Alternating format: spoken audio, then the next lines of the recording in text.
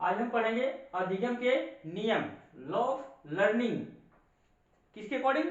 Thorndike साहब ने जो अधिगम के नियम दिया है उन्हीं के अकॉर्डिंग हम अध्ययन करेंगे नियमों का।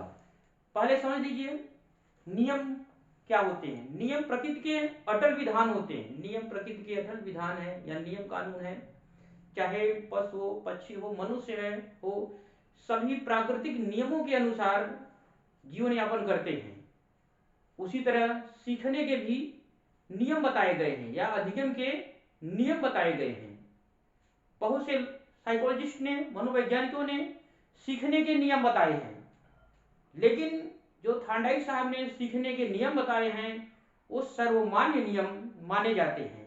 आज हम उसी नियमों का अध्ययन करेंगे। देखिए थार्नडाइक ने जो नियम बताए हैं उन्हें दो पार्ट में डिवाइड करके अध्ययन किया गया है।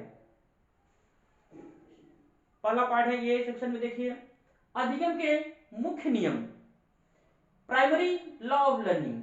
अधिगम के मुख्य नियम या प्राइमरी लॉ ऑफ लर्निंग, ये पहले नियम बताए गए। अधिगम के ये नियम पहले बताए गए, इसलिए इसे प्राइमरी लॉ ऑफ लर्निंग कहा जाता है। अधिगम के मुख्य नियम या अधिगम के प्रारंभिक नियम इसी को कहा जाता है। इसमें कौन कौन से नियम हैं? तत्परता का नियम, लॉ ऑफ रेडीनेस। सेकंड है अभ्यास का नियम, लॉ ऑफ एक्सरसाइज। तीसरा है प्रभाव का नियम, लॉ ऑफ इफेक्ट। यानी ये तीन जो नियम हैं ये सीरियल से नियम है, ध्यान रखिएगा। ये तीनों सीरियल से नियम हैं।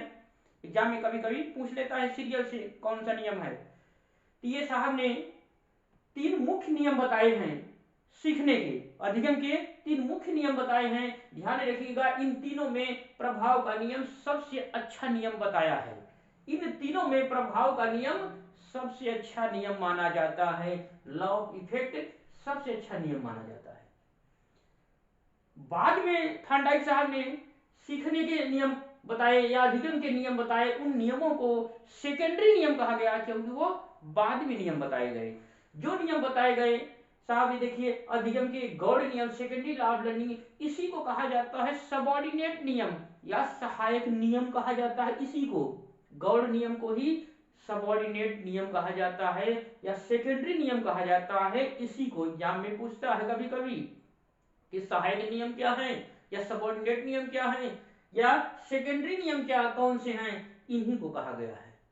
मुख्य नियम ये हैं, सबऑर्डिनेट नियम ये हैं। इन मुख्य नियमों में सबसे ज्यादा महत्वपूर्ण प्रभाव का नियम, लॉ ऑफ इफेक्ट का नियम बताया गया है। अब प्रारंभिक नियम, प्रथम नियम तत्परता का नियम है। इसमें देखते हैं गौड़ नियम में कौन कौन से हैं। बहु अनुक्रिया का नियम, law of multiple response. Second है मानसिक स्थिति का नियम, लॉ ऑफ मेंटल सेट। तीसरा है आंशिक क्रिया का नियम, लॉ ऑफ पार्शियल एक्टिविटी। चौथा है समानता का नियम, लॉ ऑफ सिमिलैरिटी। पांचवा है साहचर्य परिवर्तन का नियम, लॉ ऑफ एसोसिएटिव शिफ्टिंग। ये कुल 8 नियम बताए गए हैं। 8 में जो है 3 मुख्य नियम है, बाकी 5 गौड़ नियम है। एक ही ध्यान रखिएगा, थार्नडाइक साहब ने इन नियमों में संशोधन भी किया है। ध्यान रखना है कि थार्नडाइक साहब ने इन नियमों में कब संशोधन किया है, ये भी हम आज पढ़ेंगे। हम लोग थार्नडाइक ने ये नियम कब दिए, कहां पे ये नियम दिया, किस सिद्धांत के अंतर्गत इन नियमों को दिया, ये भी हम लोग आज पढ़ेंगे। इन नियमों में थार्नडाइक साहब ने कब संशोधन किया, ये भी हम लोग पढ़ेंगे इसी में।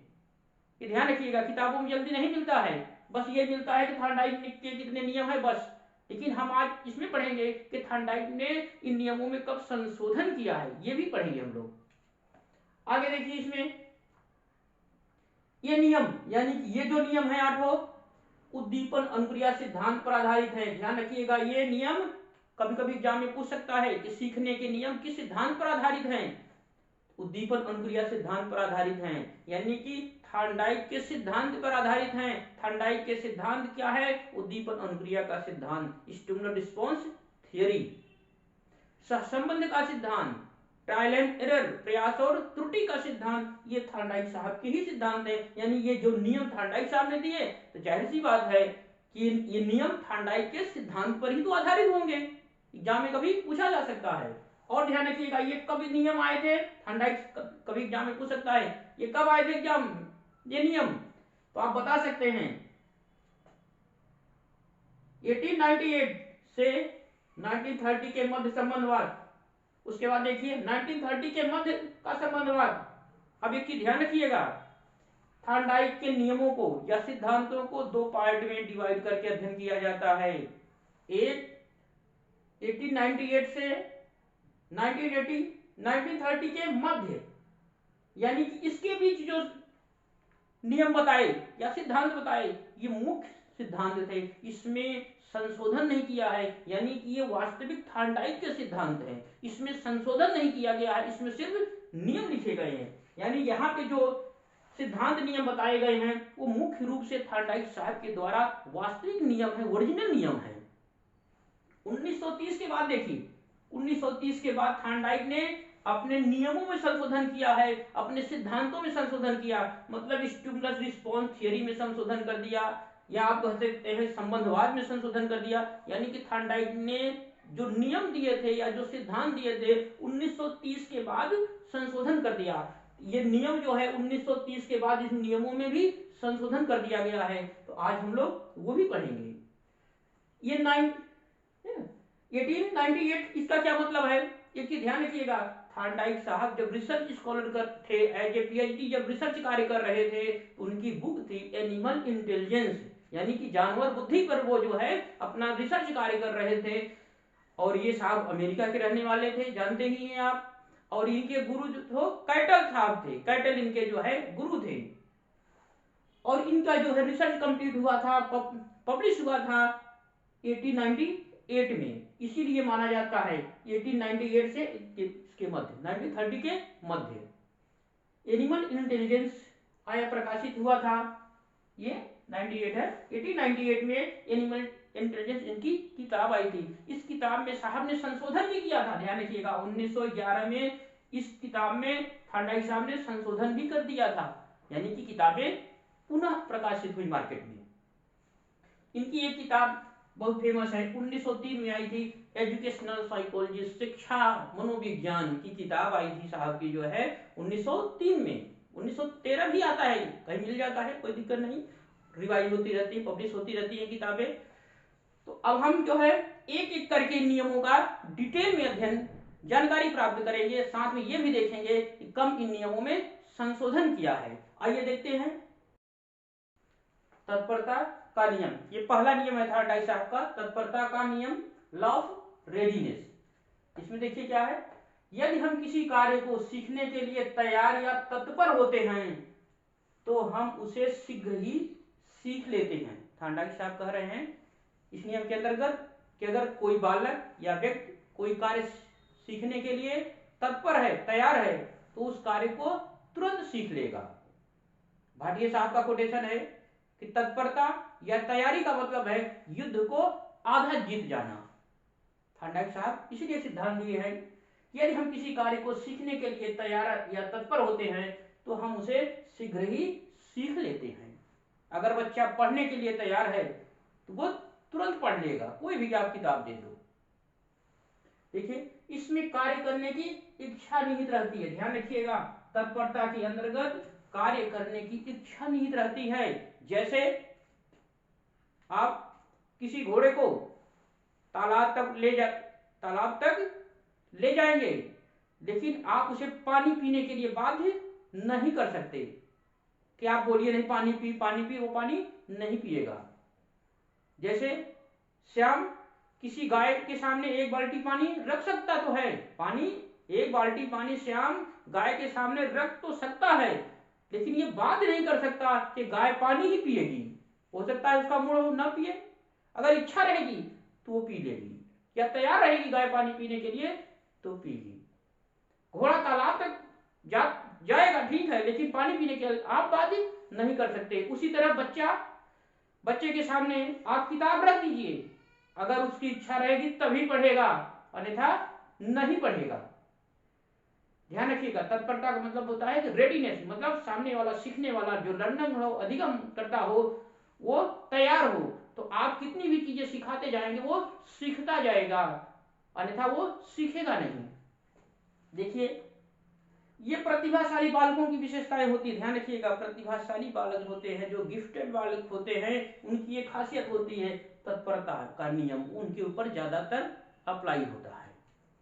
या आप कह सकते हैं कि प्रतिभाशाली बालकों को तत्परता के नियम से जोड़ा जा सकता है। अब इसका क्या महत्व है, देखिए प्रस्तावना कौशल। जो शिक्षक विद्यालयों में प्रस्तावना कौशल पूछते हैं, प्रीवियस नॉलेज जिसे कहते हैं आप, तत्परता के नियम से जोड़ा जा सकता है। यानी टीचर मेन पार्ट पर जो है, मेन टॉपिक पर, मेन लेसन प्लान पर आने से पहले या पढ़ाने से पहले प्रीवियस नॉलेज चेक करते हैं बच्चे का, पूर्व ज्ञान जो पूछते हैं उसी को जो है तत्परता के नियम से इसे जोड़ा जा सकता है या जोड़ा जाता है। आगे देखिए, ज्ञात से अज्ञात की और शिक्षण सूत्र जो पढ़े होंगे आप, ज्ञात से अज्ञात शिक्षण सूत्र, teaching of maxim, known to unknown teaching of maxim जो इस्तेमाल किया जाता है, ये भी इसी के अंतर्गत आता है या इसके साथ जोड़ा जाता है।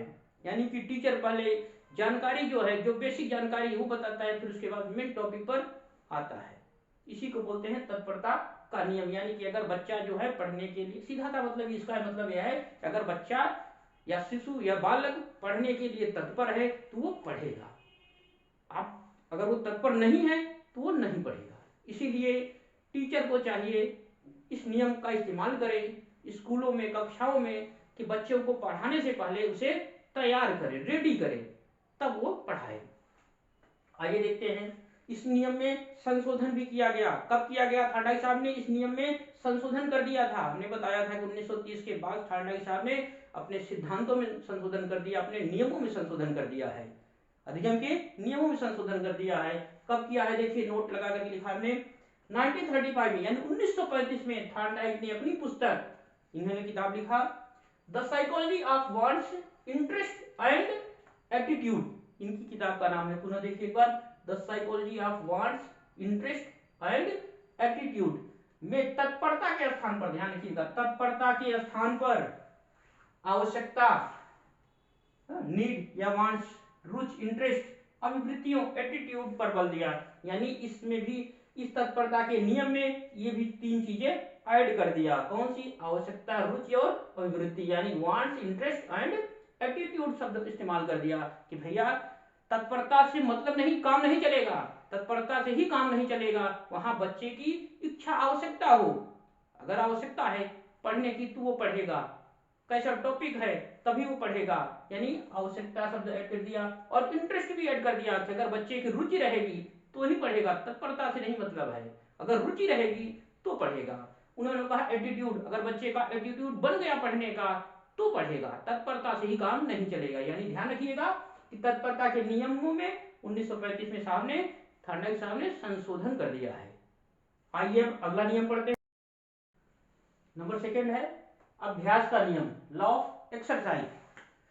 इस नियम को परिश्रम का नियम भी कहते हैं, मेहनत का नियम भी इसी को कहते हैं। अभ्यास के नियम को ही परिश्रम का नियम, मेहनत का नियम भी कहा जाता है।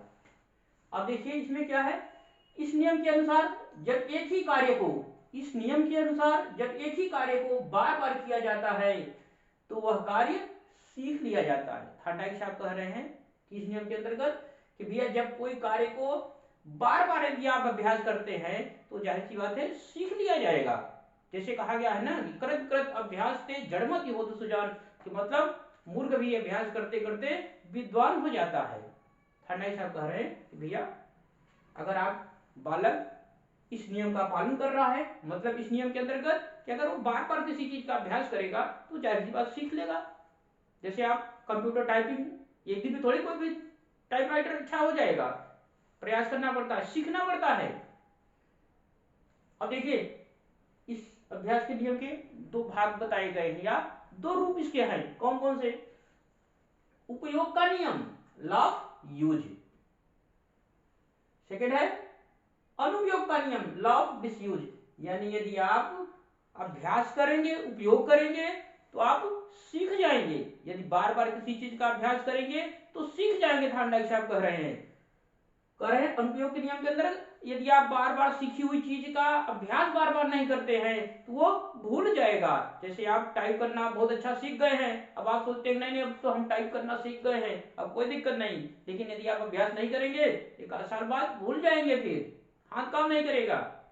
अच्छा सा प्लेयर जो है क्रिकेट जो खेलता है और अगर वो 2-4 महीने बंद कर दे या एक आध साल बंद कर दे, वो भी अच्छी बैटिंग और अच्छी बॉलिंग नहीं कर पाएगा। ये थांडाई का नियम कह रहा है, ध्यान रखिएगा, थांडाई का नियम कह रहा है कि अभ्यास करना पड़ता है, सीखी हुई चीजों का अभ्यास करना पड़ता है और सीखने के लिए अभ्यास करना पड़ता है। यदि आप सीख गए हैं तो उससे जीवन करने के लिए मतलब अस्थायी करने के लिए आपको बार बार प्रयास भी करना पड़ेगा, अन्यथा आप भूल जाएंगे।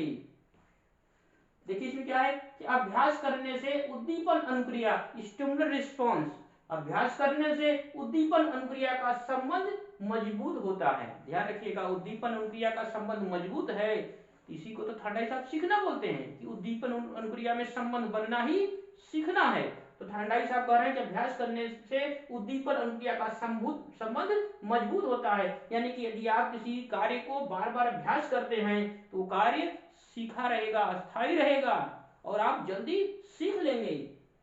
अब इसमें देखिए, तथा अभ्यास रोक देने से संबंध कमजोर पड़ जाता है। यदि आप जो है बार बार सीखी हुई चीज का इस्तेमाल नहीं करेंगे तो वो भूल जाएगा, वो सीख नहीं पाओगे आप, या सीखे रहोगे तो वो भूल जाएगा। जैसे छोटे बच्चे को देखिए बार बार आप जो है एबीसीडी लिखवाया जाता है, एबीसीडी लिखवाया जाता है, जब तक उसकी आदत न पड़ जाए, नहीं वो भी भूल जाता है। छोटा सा बच्चा एबीसीडी लिखना सीख गया, बार बार अभ्यास कराना पड़ेगा, थांडाई साहब कह रहे हैं उसे बार बार अभ्यास कराना पड़ेगा, नहीं तो वो भूल जाएगा।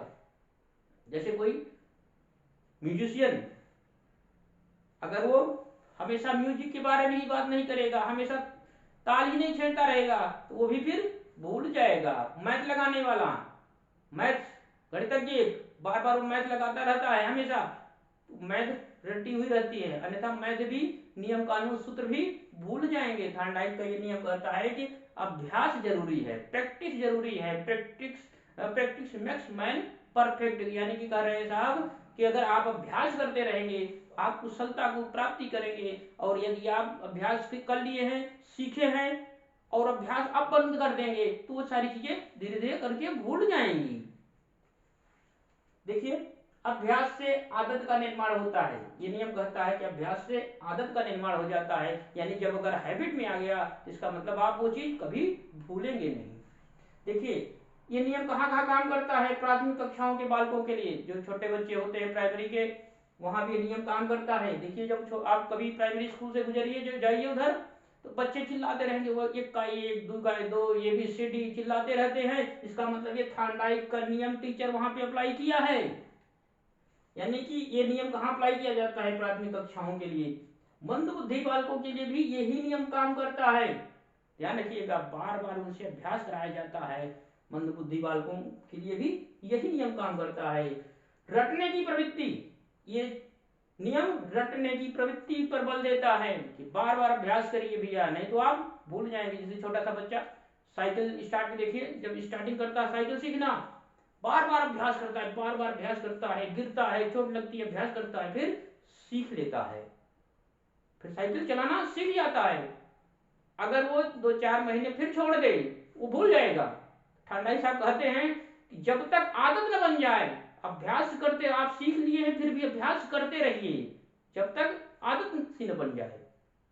यानी किसी भी चीज को सीखने के लिए बार बार इस्तेमाल करना पड़ेगा, और जब आप सीख लिए हैं तो बार बार उसे रिपीट भी करते रहिए जब तक आदत न बन जाए, नहीं तो फिर वो भी भूल जाएगा। अब देखिए इन अभ्यास के नियमों में थांडाई साहब ने संशोधन कर दिया है, ध्यान रखिएगा, थांडाई साहब ने इन सिद्धांत अपने नियमों में संशोधन कर दिया। कब किया? 1935 के आसपास। क्या किया है? लगभग इस नियम में संशोधन करके नियंत्रित अभ्यास का नियम बता दिया कि भैया अभ्यास से काम नहीं चलने वाला है, अब इसका नाम रख दिया नियंत्रित अभ्यास, कंट्रोल्ड प्रैक्टिस का नियम प्रतिपादित किया। यानी इस नियम की जगह पे नियंत्रित अभ्यास का नियम प्रतिपादित कर दिया। इसमें क्या कहा है? नियंत्रित अभ्यास की प्रक्रिया में, यानी इसके अंतर्गत क्या आता है, नियंत्रित अभ्यास का क्या होता है, पुनरावृत्ति के साथ साथ, मतलब अभ्यास के साथ साथ, देखिए नियंत्रित अभ्यास की प्रक्रिया में पुनरावृत्ति के साथ साथ अर्थ को समझने, यानी बच्चे, ठंडाई साहब कह रहे हैं कि अब अभ्यास ही काम नहीं चलेगा, बच्चा इस नियम के अंतर्गत कॉन्सेप्ट भी समझता है, मतलब मीनिंग को भी समझता है, तर्क भी करता है, तब सीखता है। विचारों का सहचर्य यानी कि विचारों को उसकी सिमिलरिटी करता है तो सीखता है। अभ्यास से काम नहीं चलेगा कि अभ्यास से करेगा सीख लेगा, बल्कि अब विचारों का सहचर्य करता है, मतलब सिमिलरिटी करता है, आइडिया का सिमिलरिटी करता है तो सीखता है। कह रहे हैं सीखने के संकेतों को भी समझता है तो सीखता है। यानी कि थर्नडाइक साहब ने संशोधन करके ये भी कहा कि अभ्यास से ही काम नहीं चलेगा, बल्कि ये सभी चीजें जरूरी हैं तो बच्चा सीखेगा। आइए तीसरा नियम पढ़ते हैं। तीसरा नियम है प्रभाव का नियम, लॉ ऑफ इफेक्ट। इसी को थर्नडाइक साहब ने संतोष असंतोष का नियम या संतोष का नियम या असंतोष का नियम कहा है। पुरस्कार दंड का नियम भी इसी को कहा जाता है, प्रभाव के नियम को। यह सबसे महत्वपूर्ण नियम है। ध्यान रखिएगा, थॉर्नडाइक के जितने सिद्धांत, जो 8 सिद्धांत 8 नियम बताए हैं लॉ ऑफ लर्निंग के, उसमें 8 नियमों में सबसे महत्वपूर्ण नियम यही माना जाता है, लॉ ऑफ इफेक्ट। इसी को संतोष असंतोष का नियम भी कहा जाता है, पुरस्कार दंड का नियम भी इसी को कहा जाता है। सबसे महत्वपूर्ण नियम यही है। देखिए, इस नियम के अनुसार व्यक्ति किसी कार्य को उसके प्रभाव के आधार पर सीखता है। इस नियम के अनुसार व्यक्ति किसी कार्य को उसके प्रभाव के आधार पर सीखता है। यदि कार्य का प्रभाव अच्छा है, संतोषजनक है या पुरस्कार मिल रहा है तो व्यक्ति उस कार्य को जल्दी सीख जाता है या उस कार्य को जल्दी करता है। यदि पुरस्कार नहीं मिलता है कार्य के बदले तो व्यक्ति के अंदर खीज उत्पन्न होती है या नाराज हो जाता है, वो नहीं सीखता है। देखिए, इसके 2 भाग भी हैं, बताया है थर्नडाइक साहब ने प्रभाव के नियम के 2 भाग बताया, 2 रूप भी बताए हैं। संतोष का नियम, लॉ ऑफ सेटिस्फेक्शन, असंतोष का नियम, लॉ ऑफ अनसेटिस्फेक्शन। यदि व्यक्ति को अनुक्रिया के बाद पुरस्कार दिया जाता है, ध्यान रखिएगा, यदि व्यक्ति को अनुक्रिया के बाद यानी कोई क्रिया किया, काम किया और पुरस्कार दिया जाता है तो उससे उसमें संतोष उत्पन्न होता है। मान लीजिए आप जो है कोई कार्य कर रहे हैं या बच्चा जो है कोई कार्य कर रहा है या बच्चा जो है पढ़ रहा है, आपको ABCD अल्फाबेट लिख करके दिखा देता है। यदि आप उसे रिवॉर्ड देते हैं, पुरस्कार देते हैं या टॉफी देते हैं तो बच्चे के अंदर जो है संतोष की भावना उत्पन्न होती है, उसे अच्छा लगता है कि यार बहुत अच्छा है, अब और हमें ये काम करना चाहिए और लिखना चाहिए और पढ़ना चाहिए। ये कह रहा है कि इस नियम के अनुसार व्यक्ति किसी कार्य को उसके प्रभाव के आधार पर करता है। यदि आप जो है कुछ टॉफी कुछ बच्चे को देंगे तभी वो पढ़ने बैठेगा। अगर वो पढ़ रहा है, अल्फाबेट ABCD 1 2 3 लिख करके दिखा दिया तो आप कुछ न कुछ उसे तारीफ में दीजिए, चाहे उसकी कॉपी में स्टार ही बना दीजिए, 2-4 स्टार बना देंगे, वो खुश हो जाएगा। इसी को रिवॉर्ड कहा गया है, पुरस्कार कहा गया है। आप भी देखे होंगे, कोई व्यक्ति जो है आपका कोई काम कर देता है तो आप उसे कुछ न कुछ खिलाते पिलाते भैया ये ले लो, तो वो भी खुश हो जाता है कि यार चले संतोष हुआ हमें कि हमने इनका काम किया और हमें कुछ न कुछ संतोष मिला। यानी कि कार्य के बदले कुछ न कुछ देना चाहिए, जो है टॉफी के रूप में कुछ न कुछ जो है व्यक्ति या बालक को, अगर बच्चा है तो स्टार बना दीजिए या टॉफी दे दीजिए, बड़ा है तो कुछ न कुछ रिवॉर्ड के रूप में देना चाहिए। ये थर्नडाइक क्या प्रभाव का नियम कहता है कि यदि व्यक्ति को अनुक्रिया के बाद पुरस्कार दिया जाता है तो उसमें संतोष उत्पन्न होता है। यदि दंड दिया जाएगा तो असंतोष उत्पन्न होगा, वो उस कार्य को फिर नहीं करेगा। थर्नडाइक साहब कह रहे हैं कि यदि पुरस्कार देंगे तो बच्चा अनुक्रिया बार बार करेगा और पुरस्कार नहीं देंगे तो वो कार्य नहीं करेगा, रिस्पॉन्स नहीं देगा। देखिए, 1930 के बाद इस नियम में संशोधन थर्नडाइक साहब ने कर दिया। 1930 के बाद प्रभाव के नियम में संशोधन कर दिया, कहा कि पुरस्कार से स्टिमुलस रिस्पॉन्स का संबंध मजबूत होता है। मतलब बच्चा स्टिमुलस यानी स्टिमुलस देखेगा तो क्रिया करेगा, रिस्पॉन्स देगा, बार बार रिस्पॉन्स देगा। यदि जो है रिस्पॉन्स दिया, आपने पुनर्बलन के रूप में पुरस्कार वगैरह दे दिया या पुनर्बलन दे दिया, कुछ भी दे दिया, तो बच्चा जो है बार बार अनुक्रिया करेगा। थर्नडाइक साहब कह रहे हैं कि परंतु दंड से कमजोर नहीं होगा। मतलब यदि आप बच्चे को मारेंगे पीटेंगे तो फिर वो सुधरेगा नहीं, फिर भी वही काम करेगा। बाद में संशोधन कर दिया। थांडाइक ने उससे पहले कहा कि पुरस्कार से अनुक्रिया अगर कर रहा है, पुरस्कार देंगे तो बच्चा जो है वो कार्य को और तेज करेगा और सीखेगा। स्टार्टिंग में कहा था थांडाइक साहब ने कि अगर आप मारेंगे पीटेंगे तो भी पढ़ेगा। थांडाइक साहब ने शुरू भी कहा था 1930 के पहले नियम में कहा कि पुरस्कार देंगे तो भी तो पढ़ेगा, दंड से मारेंगे पीटेंगे तो भी पढ़ेगा। बाद में संशोधन कर दिया, कहा नहीं, दंड से कुछ नहीं होगा, दंड से स्टिमुलस रिस्पॉन्स में संबंध मजबूत कमजोर नहीं होगा, उतना ही रहेगा, मतलब वो पढ़ेगा भी नहीं, आप कितना बीमार हो नहीं पड़ेगा। थांडाइक ने संशोधन कर दिया, कहा दंड से कुछ नहीं होगा, यानी कहा कि पुरस्कार से स्टिमुलस रिस्पॉन्स का संबंध मजबूत होता है, यानी बच्चा सीखेगा लेकिन दंड से कमजोर नहीं होता, यानी स्टिमुलस रिस्पॉन्स में संबंध उतना ही रहेगा। अगर उसके मूड में इच्छा है, मूड में दिमाग बन गया कि हमें नहीं पढ़ना है, आप कितना भी पीटो उसे, पढ़ेगा ही नहीं। इससे पहले थांडाइक साहब ने कहा था कि नहीं, मारोगे पीटेगा तो पढ़ेगा बच्चा। बाद में 1935 के बाद संशोधन कर दिया, कहा मारने पीटने से कुछ नहीं होगा, भाई पुरस्कार देने से अनुक्रिया बढ़ेगी लेकिन दंड देने से जरूरी नहीं कि अनुक्रिया बढ़े। समझ रहे हैं, दंड देने से जरूरी नहीं है कि अनुक्रिया बढ़े, मतलब बच्चा जो है कोई गलत कार्य कर रहा है, आप दो चार झापड़ मार दिए, जरूरी थोड़ी है कि कार्य नहीं करेगा, वो अनुक्रिया नहीं करेगा, वो करेगा। अरे मान लीजिए बच्चा जो है फूल तोड़ रहा है, बार बार फूल तोड़ रहा है, अब एक दिन गए आप दो चार झापड़ मार दिए, वो थोड़ी मानेगा, वो फूल तो तोड़ेगा। तो इसीलिए थांडाइक साहब ने कहा कि दंड काम नहीं करता है, दंड बच्चों को नहीं देना चाहिए। इसीलिए इस नियम का बहुत ही क्लासों में, स्कूलों में, विद्यालयों में महत्वपूर्ण स्थान है इस नियम का कि टीचर को भय का वातावरण स्कूल में नहीं बनाना चाहिए, क्योंकि भय से कुछ जो है सही नहीं होने वाला है। भय से विद्यालय का माहौल नहीं बदलेगा, भय बनाने से बच्चा नहीं पढ़ेगा, डर बनाने से स्कूल में बच्चा नहीं पढ़ेगा, बच्चा डर के मारे नहीं पढ़ेगा, पनिशमेंट के द्वारा बच्चा नहीं पढ़ेगा, पुरस्कार से जो है पढ़ेगा, मतलब पुरस्कार से रिस्पॉन्स की प्रक्रिया तेज होगी। टीचर अगर क्लास में पढ़ाएगा बच्चे को तो अगर पुरस्कार देता है, टॉफी देता है या कॉपी में स्टार बनाता है तो बच्चा पढ़ेगा, लेकिन अगर मारेगा पीटेगा तो डर के मारा बच्चा नहीं पढ़ेगा। थांडाइक साहब के कहने का मतलब यही था कि पुरस्कार से स्टिमुलस रिस्पॉन्स की प्रक्रिया तेज होगी, मतलब बच्चा सीखेगा।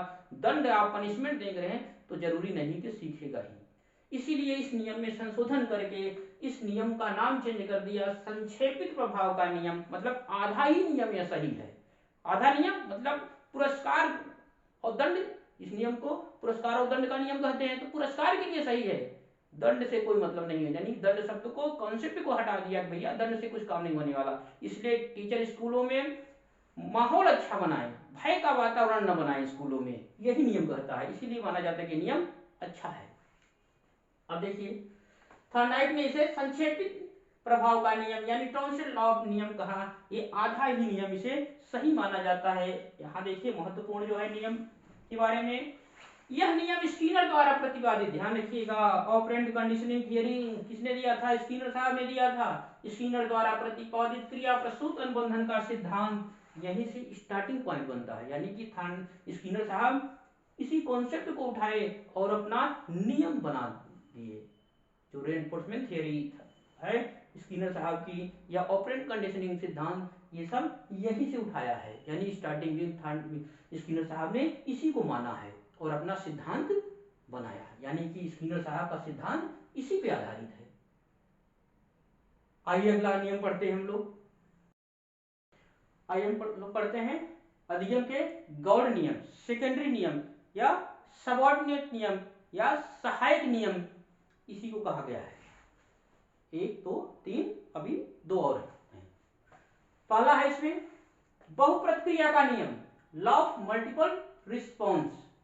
थांडाइक साहब ने कहा कि बहुप्रतिक्रिया का नियम, कि ये भी नियम होता है भैया बहुप्रतिक्रिया, मल्टीपल रिस्पॉन्स का नियम। इन्होंने कहा कि मल्टीपल रिस्पॉन्स तो होता है, साथ में मल्टीपल रिस्पॉन्स होता है। देखिए क्या इसका मतलब, कि जब मनुष्य के सामने समस्या आती है तो वह उसके समाधान के लिए अनेक प्रयत्न करता है। थांडाइक साहब कह रहे हैं कि जब व्यक्ति या बालक के सामने समस्या आती है तो कई प्रयास करता है, एक ही प्रयास में थोड़ी सीख जाता है। बच्चे को, छोटा सा बच्चा जो है ABCD जब सीखा होगा या जब सीखता है तो बहुत प्रयास करता है, कई बार प्रयास करता है, मल्टीपल रिस्पॉन्स करता है, तब जाकर के सीखता है। समस्या का समाधान अचानक नहीं हो जाता है, तुरंत समस्या आई और तुरंत समाधान, बल्कि बार बार प्रयास करना पड़ता है। बिल्ली जो है पिंजरे से निकलने के लिए कितना प्रयास की होगी, आप नियम पढ़े होंगे, आप सिद्धांत पढ़े होंगे थार्डाई साहब के, बार बार प्रयास करती थी तब जाकर के। उसी तरह व्यक्ति या बालक के सामने जब समस्या आती है,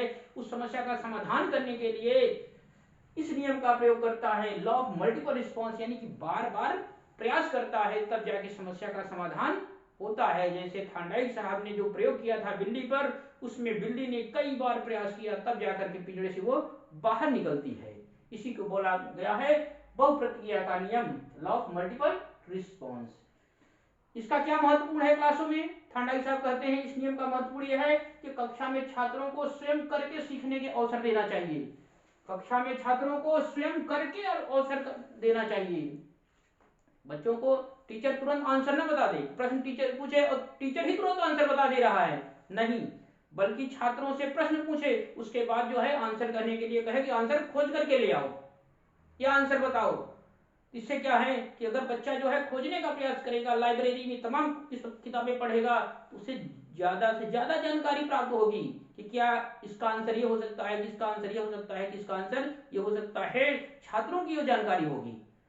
अब टीचर ही प्रश्न पूछ रहा है, टीचर ही आंसर दे रहा है, तो फिर गड़बड़ है थार्डाइक के हिसाब से। थार्डाइक कह रहे हैं कि छात्रों को क्लास में स्वयं दीजिए अवसर करके सीखने के लिए, आप बताइए नहीं, क्योंकि आप बता देंगे तो फिर वो आपके ही रास्ते पे चलना स्टार्ट कर देगा। बहुप्रतिक्रिया का नियम मतलब जितना ही ज्ञान छात्र अपने से खोजेगा उतना ही ज्यादा ज्ञान की प्राप्ति करेगा। भाई आप तुरंत प्रश्न पूछिए और तुरंत आंसर मत बताइए, थार्डाइक के ये नियम कहता है। आइए अगला नियम थार्डाइक का क्या है? मानसिक स्थिति का नियम, लॉ ऑफ मेंटल स्टेट और एप्टीट्यूड। इसका क्या मतलब है कि जब मनुष्य के मानसिक रूप से सीखने के लिए तैयार हो जाता है, या व्यक्ति जब मानसिक रूप से सीखने के लिए तैयार हो जाता है तो वो जल्दी सीख लेता है। ये नियम कह रहा है मानसिक स्थिति का नियम कि छात्र या व्यक्ति या बालक जब मानसिक रूप से प्रिपेयर होता है, सीखने के लिए तैयार होता है, तो वो सीख लेता है।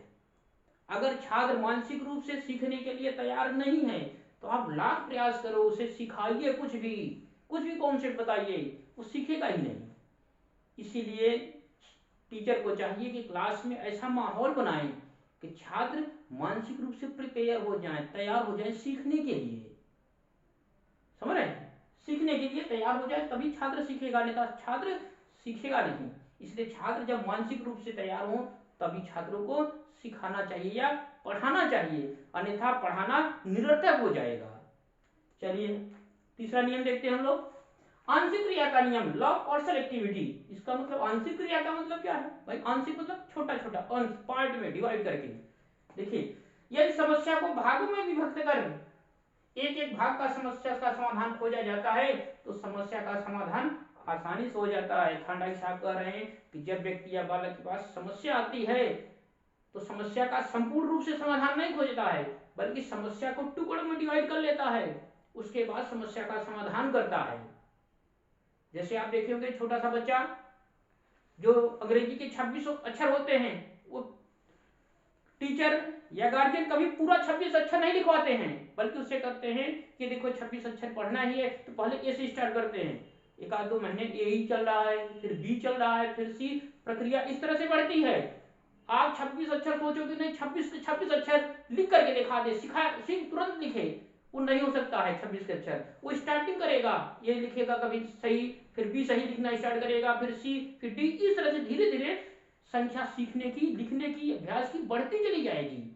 यही तो थार्डाइक साहब कहना चाह रहे हैं कि जब समस्या आती है तो उसे टुकड़ों में समाधान खोजना चाहिए, या बच्चों को जब सिखाना ही है तो टुकड़ों में सिखाना चाहिए, छोटे छोटे पार्ट करके सिखाना चाहिए। जैसे आप देखे होंगे हिंदी या इंग्लिश में टीचर जब गद्य पद्य पढ़ाते हैं तो पहले मीनिंग दिखाते हैं, वाक्य प्रयोग सिखाते हैं, उसके बाद मीनिंग कॉन्सेप्ट पूछते हैं, फिर उसके बाद जो है गद्य पद्य पढ़ाते हैं, इसीलिए टुकड़ों में बांट करके। तो ये जल्दी सीखते हैं बच्चे, आसानी से सीखते हैं।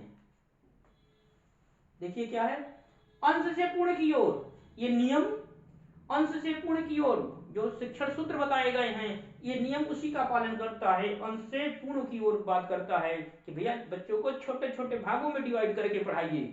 आप देखेंगे टीचर जब पैसेज पढ़ाता है, गद्य या पद्य पढ़ाता है, तो पूरा इकट्ठा नहीं पढ़ा देता है, बल्कि डिवाइड करके पढ़ाता है। ये विश्लेषण विधि पर आधारित है, ध्यान रखिएगा। ये आंशिक क्रिया का नियम विश्लेषण विधि पर आधारित है। आइए अगला नियम पढ़ते हैं।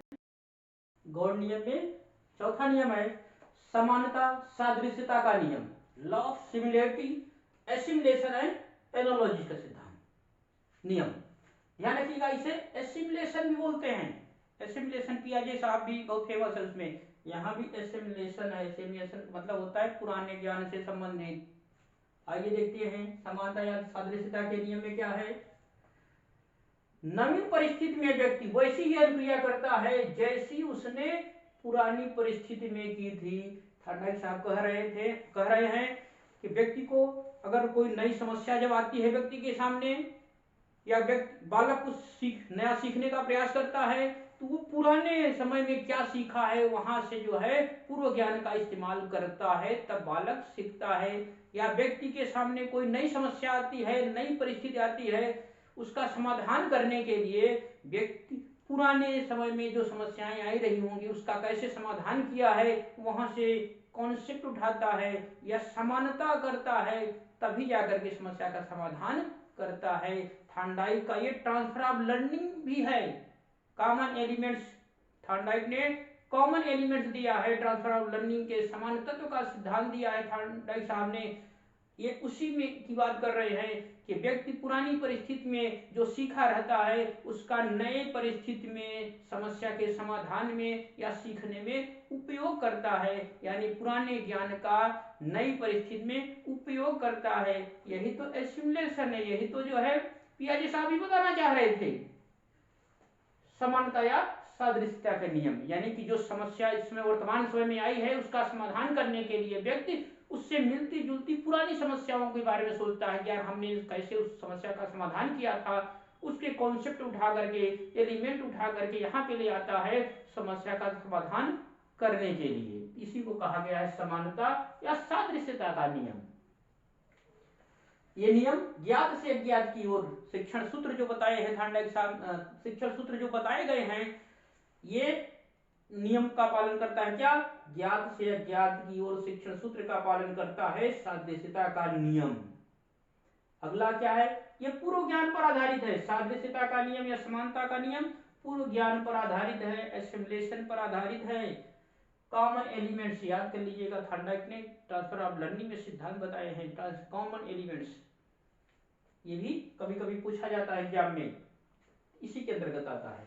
पांचवा है अंतिम लास्ट, साहचर्य परिवर्तन का नियम। साहचर्य परिवर्तन का नियम, साहचर्य शब्द दिया, ध्यान रखिएगा, लॉक साहब ने दिया है। सबसे पहले इस पे बात किया है प्लेटो और अरस्तु साहब ने, कॉन्सेप्ट दिया था साहचर्य लॉक साहब ने। साहचर्य का मतलब होता है संबंध, ध्यान रखिएगा। साहचर्य जो है, लग रहा होगा कि साहचर्य कैसा शब्द है, साहचर्य का मतलब सीधा सा मतलब होता है संबंध। साहचर्य परिवर्तन का नियम, लॉ ऑफ एसिमुलेशन शिफ्टिंग, यानी कि एक परिस्थिति से सीखा हुआ दूसरी परिस्थिति में ट्रांसफर। देखिए कैसे, दो उद्दीपकों में, दो उद्दीपक मतलब दो समस्याएं, दो उद्दीपकों में साहचर्य स्थापित होने पर, यानी कि दो उद्दीपक हैं एक साथ आ रहे हैं, दो उद्दीपकों में साहचर्य स्थापित होने पर एक उद्दीपक के प्रति होने वाली अनुक्रिया दूसरे उद्दीपक के प्रति भी होने लगती है। यही साहचर्य का नियम है। क्या है कि दो उद्दीपकों में साहचर्य स्थापित होने पर एक उद्दीपक के प्रति होने वाली अनुक्रिया दूसरे उद्दीपक के प्रति भी होने लगती है। यही साहचर्य परिवर्तन का नियम है। अब समझिए, ऐसे इधर मत देखिए, ऐसे समझिए। देखिए, थॉर्नडाइक साहब ने कहा, एक प्रयोग किया था पहले, थॉर्नडाइक साहब का एक प्रयोग सुनिए। थॉर्नडाइक ने सिर्फ बिल्ली और मांस वाला ही नहीं, अन्य भी प्रयोग किए थे। एक प्रयोग किया था बिल्ली पर, कैसे? उन्होंने कहा, बिल्ली को सिखाया था दो पैरों पर खड़ा होने के लिए, दो पैरों पर खड़ा होने के लिए बिल्ली पर प्रयोग किया था। कैसे प्रयोग था? बिल्ली को, एक भूखी बिल्ली थी, ले आए और उसे भोजन देते थे और तुरंत बोलते थे स्टैंड अप, भोजन देते थे स्टैंड अप। अब दो पैर के लिए सिखाना चाहते, स्टैंड अप मतलब भोजन ऊपर किए रहते थे और वो खड़े, दो पैर पर खड़े होकर के जो है भोजन पाने का प्रयास करती थी, तो भोजन दे देते थे। फिर थानडाई साहब भोजन लेते थे, बोलते थे स्टैंड अप, दो पैर पर खड़ा होने की। बिल्ली जाहिर सी बात है दो पैर पर खड़ी होकर मांस का टुकड़ा नोचेगी ना, हाथ में लिए रहो मांस का टुकड़ा, तो जाहिर सी बात है दो पैरों पर खड़ी होकर के मांस के टुकड़ा को पाने का प्रयास करेगी। तो तुरंत बोलते थे स्टैंड अप, भोजन देते थे स्टैंड अप, भोजन दिखाते थे उसके सामने लो, और वो स्टैंड अप दो पैर पर खड़ी हो जाती थी। अब देखिए यह क्या है, दो उद्दीपकों में साहचर्य। दो उद्दीपक कौन, मतलब भोजन भी दे रहे थे और बोल रहे थे स्टैंड अप। ये क्या था, ये दो उद्दीपक थे, इन दोनों में साहचर्य था, मतलब साथ साथ आते थे उद्दीपक। थानडाई साहब ने क्या किया, अब मांस देना बंद कर दिया। भूखी बिल्ली थी, बोले स्टैंड अप, दो पैर पे खड़ी हो गई। यानी कि जो पहले बिल्ली भोजन के लिए खड़ी होती थी दो पैरों पर, अब सिर्फ मात्र स्टैंड अप कहने, स्टैंड अप शब्द कहने पर ही खड़ी हो जा रही दो पैरों पे। यही थानडाई कह रहा है कि ये साहचर्य परिवर्तन का नियम है। दो उद्दीपकों में साहचर्य स्थापित होने पर एक उद्दीपक के प्रति होने वाली अनुक्रिया दूसरे उद्दीपक के प्रति भी होने लगती है। यानी कि थानडाई साहब जब बोलते थे, मांस दिखाते थे तो बोलते थे स्टैंड अप, बिल्ली दो पैरों पर खड़े होकर के खाने का प्रयास करती थी। अब देखिए जो मांस के लिए जो है वो दो पैरों पर खड़ी होती थी, अब सिर्फ मात्र बोलते थे, सीधा से बोलते थे स्टैंड अप, दो पैरों पर खड़ी हो जाती थी बिल्ली। यही थानडाई कह रहे हैं साहचर्य परिवर्तन का नियम है। यही लॉ ऑफ एसोसिएटिव शिफ्टिंग, यानी कि नियम अब ट्रांसफर हो गया दूसरे साइड पे, यानी कि प्रक्रिया सिर्फ स्टैंड के प्रति ट्रांसफर हो गई बिल्ली की। बिल्ली जो रिस्पॉन्स कर रही है अब स्टैंड अप शब्द के लिए रिस्पॉन्स कर रही है, मांस के लिए नहीं। मांस तो था ही नहीं वहां। सिखाने वाले जो है इसी तरह सिखाते हैं जानवरों को। लोग सोचते हैं यार ये दो पैरों पे खड़ा हो गया है, अरे वाह, लेकिन ऐसा नहीं है। ये थानडाई का इस्तेमाल करता है खिलाड़ी, क्या कहते हैं जो सर्कस वाले जो है, थानडाई की इसी सिद्धांत का इस्तेमाल करके जानवरों को ट्रेनिंग देते हैं, लोगों के सामने ले आते हैं, दिखाते हैं, लोग ताली बजाते हैं, बहुत अच्छा जानवर समझता है, सुनता है, दो पैरों पर खड़ा हो रहा है, कुछ नहीं, वो पहले से ट्रेनिंग दिया हुआ है। थानडाई का सिद्धांत जानवरों पर अप्लाई होता है, ध्यान रखिएगा। पशु मनोविज्ञान के जनक थानडाई साहब ही कहे जाते हैं। आइए देखते हैं इसका महत्वपूर्ण आगे क्या है। Theory of conditioning, theory of conditioning को जन्म दिया, यानी कि साहचर्य परिवर्तन के नियम ने। पावलोव साहब का नाम सुने होंगे, पावलोव आए थे, यानी कि इस सिद्धांत ने थियरी ऑफ कंडीशनिंग को जन्म दिया, यानी कि पावलोव साहब का सिद्धांत इसी साहचर्य परिवर्तन पर आधारित है। या आप कह सकते हैं कुल मिलाकर के कि थानडाई ने जो नियम बताए या जो सिद्धांत बताए हैं, ये आने वाले मनोवैज्ञानिकों के लिए स्टार्टिंग पॉइंट हुआ था। उम्मीद है जानकारी आप लोगों को जो है समझ में आई। जो हमने बताया अधिगम के नियम या सीखने के नियम, सीखने के कुल 8 नियम थे। मुख्य जो नियम थे वो 3 थे, गौड़ नियम जो थे, सेकेंडरी नियम या जो बाद में थानडाई साहब ने नियम दिए वो 5 थे। इस तरह से टोटल 8 नियम थे। और साथ में जो है बताया गया कि इन नियमों का अगर स्कूलों में, बच्चों में या किसी भी व्यक्ति या बालक के लिए अगर इन नियमों का इस्तेमाल किया जाएगा तो अच्छा सीखना अच्छा होगा, अधिगम अच्छा होगा। उम्मीद है जानकारी पसंद आई। धन्यवाद।